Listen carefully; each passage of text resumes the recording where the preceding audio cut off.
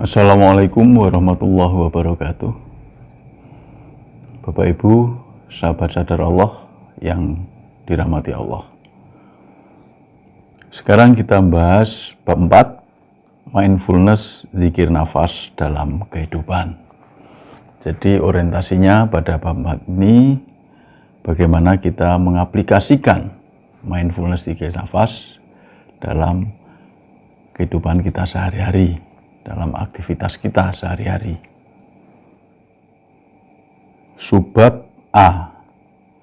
Belajar tidak menilai perbuatan Allah.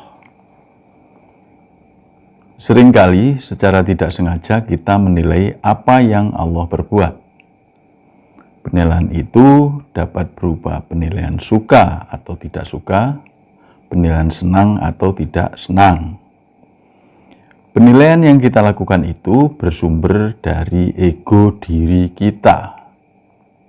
Jadi penilaian-penilaian itu sumbernya dari ego kita sendiri. Ego diri yang kemudian teraplikasikan dalam pemikiran dan perasaan. Penilaian-penilaian tersebut hanya akan merugikan diri kita sendiri. Karena biasanya penilaian itu selalu tidak akurat. Hal ini terlihat jelas ketika kita sudah memulai untuk duduk mempraktikkan zikir nafas. Penilaian dengan apa yang sedang terjadi bermunculan di alam pikiran kita. Kita bertanya-tanya dengan pertanyaan, semisal, sepertinya kok tidak merasakan apa-apa, padahal sudah sekian menit. Ini benar apa tidak ya? Berhasil apa tidak ya? Kenapa lututku jadi sakit ya?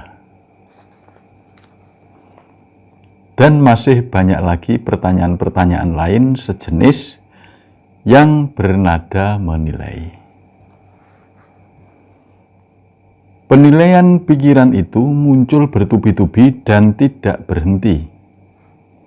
Penilaian yang ditujukan atas perbuatan Allah ini tidak sepatutnya kita lakukan, karena semua kejadian ini sudah menjadi kehendak Allah dan sudah menjadi keputusan Allah.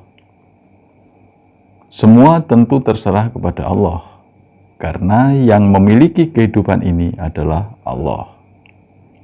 Lantas, kita harus bagaimana? Mungkin ini adalah pertanyaan yang akan diajukan selanjutnya.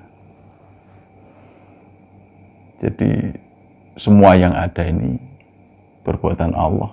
Tidak ada yang tidak perbuatan Allah.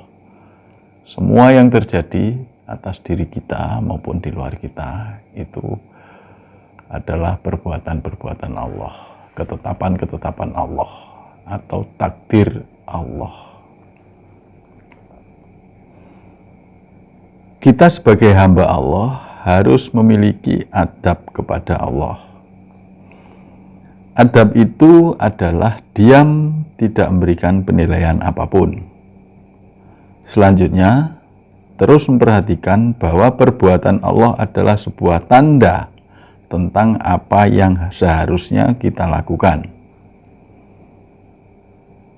Ketika kita duduk melakukan zikir nafas dan pikiran kita mulai menilai, maka pikiran yang sedang menilai itu juga merupakan kehendak Allah. Hal ini adalah sebuah tanda yang Allah berikan kepada kita bahwa kita masih menjadi hamba yang suka menilai Tuhannya. Tanda-tanda itu kita harus baca dan pahami bahwa sejatinya Allah sedang memberikan perintah untuk tidak menilai atau tidak memberikan penilaian terhadap apapun yang sedang terjadi. Pelajaran tidak menilai ketika berzikir nafas ini dapat kita terapkan dalam kehidupan kita yaitu kita tidak memberikan penilaian apapun atas perbuatan Allah yang terwujud dalam takdir-takdir Allah. Saat ini kita ditakdirkan untuk sedih, sedang ditakdirkan untuk bahagia, maka kita sadari dan kita terima saja tanpa memberikan penilaian apapun kepada perbuatan Allah. Mungkin kita akan merasa bahwa jika kita hanya menyadari dan menerima, maka hidup kita akan flat atau datar-datar saja. Ya, benar. Itulah yang dinamakan dengan mutmainah. Itulah jiwa yang tenang. Jiwa inilah yang dapat beribadah dengan benar, sehingga nantinya akan dipanggil Allah masuk surganya Allah. Memang kita secara nggak sengaja itu sering menilai perbuatan-perbuatan Allah. Padahal kita sendiri yakin ya bahwa Allah itu maha benar. Kebenaran Allah itu mutlak. Dan semua perbuatan Allah atau semua afal Allah itu benar adanya. Tidak sedikit pun atau mustahil Allah berbuat salah. Perbuatan-perbuatan Allah atas diri kita, keluarga kita, lingkungan sekitar kita, dan semua isi semesta itu benar. Jadi terhadap afal Allah yang benar ini, bagaimana sikap kita? Ya menerima. Menerima tanpa penilaian apapun, tanpa menilai. Apalagi kita tidak bisa menerima perbuatan Allah.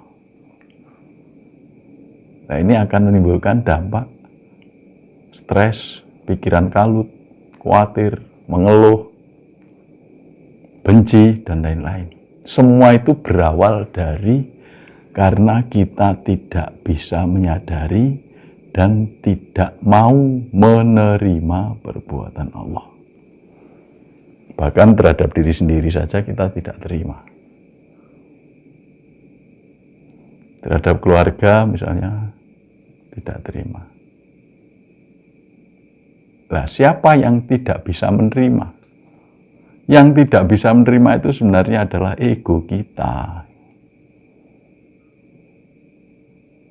Jadi sifat ego itu kan senang tidak senang, bahagia tidak bahagia, suka tidak suka, benci. Ya maunya enak terus ego. Maunya dipuji terus, maunya didukung terus. Maunya ingin ini, ingin itu, dan lain-lain, itu sifat ego. Kalau itu nggak keturutan, ya kita protes kadang-kadang. Kita protes, mengeluh. Semakin tidak bisa menerima afal Allah, kita akan semakin stres, bahkan bisa depresi. Begitu Bapak Ibu. Bahasan kali ini kita akan lanjutkan pada video berikutnya, bahasan yang subbab B, keinginan dan gangguan dalam mindfulness zikir nafas. Terima kasih, semoga bermanfaat. Allah alam bisawab. Assalamualaikum warahmatullahi wabarakatuh.